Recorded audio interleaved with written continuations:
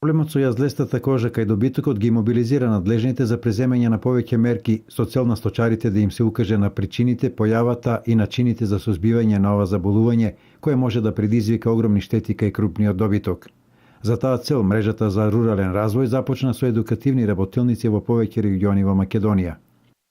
Нашата организација предзема низа активности со цел подобро да ги информира и советниците на Агенцијата за поддршка и развој на земјоделството, но и сточарите во Република Македонија за тоа како да ја препознаат оваа болест и како да се справат со неа, односно кои превентивни мерки треба да ги предземат за да се спречи нејзиното ширење.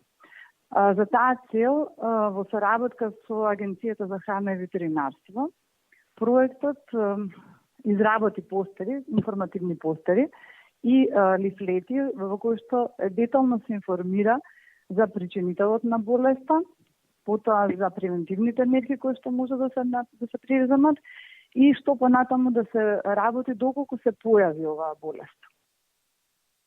Причина за појавата на јазлестата кожа се инсектите. Болеста е со тешки последици кај заболеното животно. Станува збор за вирусно заболување кај едриот добиток, значи кај говедата.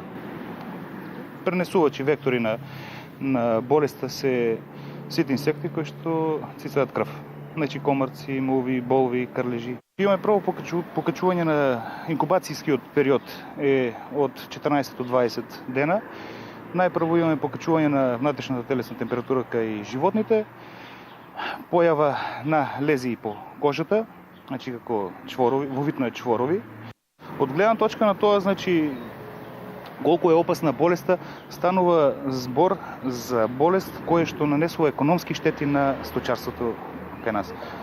Значи, доколку имаме крава која е веќе заболена од чвореста кожа, никогаш таа крава повеќе нема да се врати на претходните параметри на продуктивност.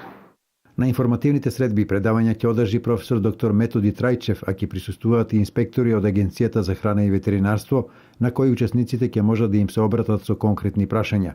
За сточарите од источниот регион ваква средба ќе се одржи на 10 јуни во Кочани, на која ќе присуствуваат одгледувачи на добиток од градот Домакин, потоа Виница, Штип и Делчево. Инаку поради појавата на јазлеста кожа и понатаму се затворени добиточните пазари во државата.